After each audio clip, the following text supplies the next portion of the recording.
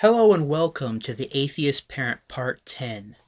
If you guys are familiar with the YouTube user Tylzen, then you will know that he is responsible for parts 1 through 9, which you can find by checking out his channel, which I will link below, because I do feel sort of bad because I totally jacked episode 10.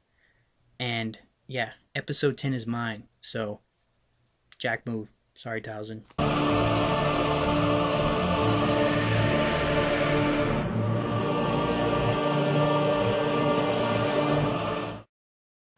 I would never jack a series away from a fellow YouTuber, especially one so illustrious as Tylzen, so well known and renowned as Tylzen. I had to do this one. The stars were aligned, fucking my palm, like I read my palm and it told me this shit. It said Jack Tylzen. I did a Ouija board thing and it went immediately to J-A-C-K Tylzen. Sorry, bro, but it had to happen. So yeah, I am an atheist parent. I have a child. You might think, okay, being an atheist parent, what's the big deal? It's not that complicated. Every once in a while, religion comes up, and you just deal with it however you deal with it. It's not even something that needs to be discussed. But it's odd how often it comes up. Different aspects of it. Different religious connotations where it gets mentioned. The other day, some shit happened that really made me think. And it's interesting because with my son, he's 7 years old, and there's members on his mom's side of the family especially that are highly religious. In fact, they are creationists straight up. When it comes to religion, I'm not about to tell my son just blatantly my position and tell him that that's his position. That's indoctrination. That's exactly what I'm against. All right? I do not want him to be indoctrinated into any position. So the best way, in my opinion, to deal with this, to not indoctrinate him, but also to not have him become indoctrinated by other people in their religion. The best way to combat this is to try to teach him reasonable, logical reasoning, thinking, problem solving. Okay, I'm going to look at these claims.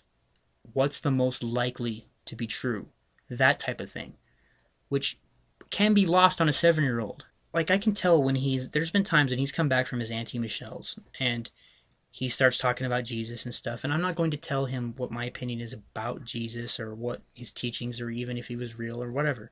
I just listen to what he thinks he's learned about Jesus, that he has learned about Jesus, and we go over the stories, and whenever he starts to talk about this, I delve into the conversation.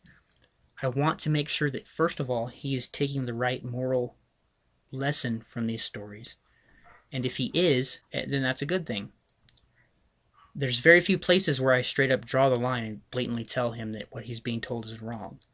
One of those places is when he's being told by family members, in no uncertain terms and other wording, that if he doesn't believe exactly the same things that they believe, he's going to burn in hell forever. He's going to be tortured for all time and burned by a loving God.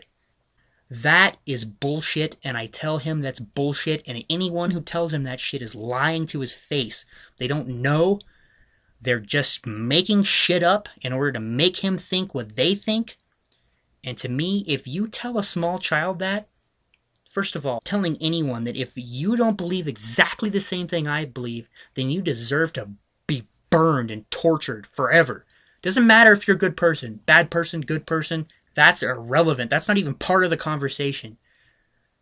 What matters is that you think exactly the same thing I think. You bow down the same way I bow down. And if you don't, you'll be fucking burned forever. Okay, you tell my son that, alright? And you're a fucking piece of shit. That is abusive bullshit. You can take that back to the fucking desert where it fucking came from. Okay, rant over. I'm sorry.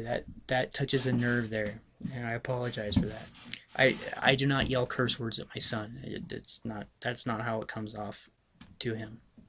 But I let him know that these are people who are so desperate to make him believe what they believe, they'll say practically anything, including what is basically a threat that his soul will be tortured forever. Anyway, he's taken that and he's understood that. Otherwise, I don't tell him anything specific.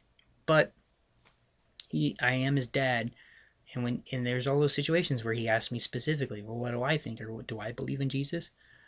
And I have to try to put it to him and delicately. I have not seen the sufficient evidence that there is a Jesus Christ, or that he's still around spiritually or whatever. So anyway, long story short, basically what I'm trying to get at, the other day he looked up at me and we were just playing video games or something. I can't remember what we were doing. And he just said, "Daddy, I don't believe in God."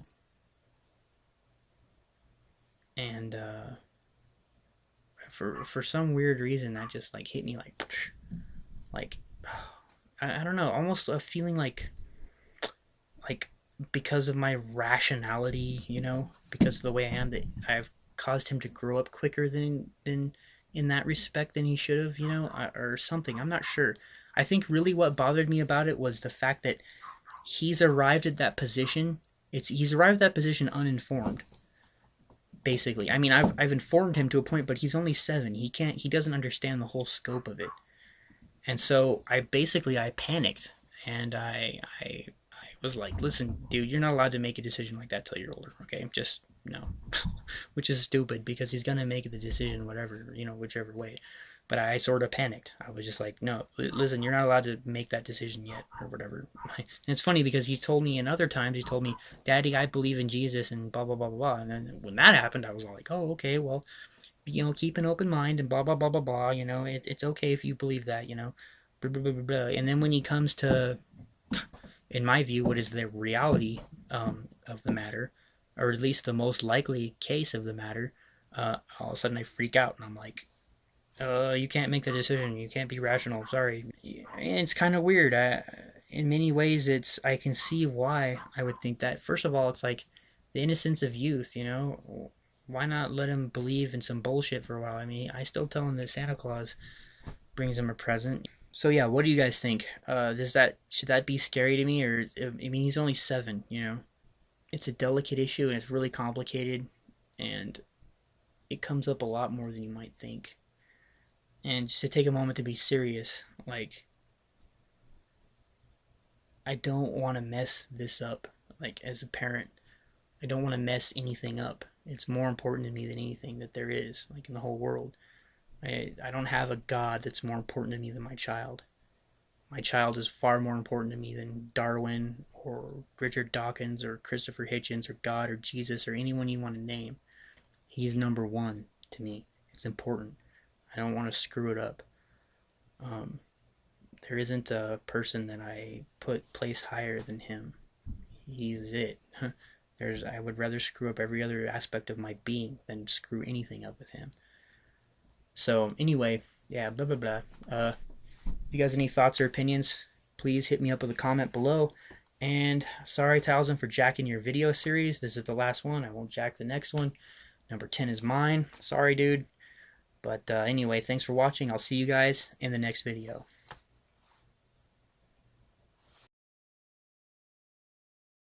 Oh, telephone. All right.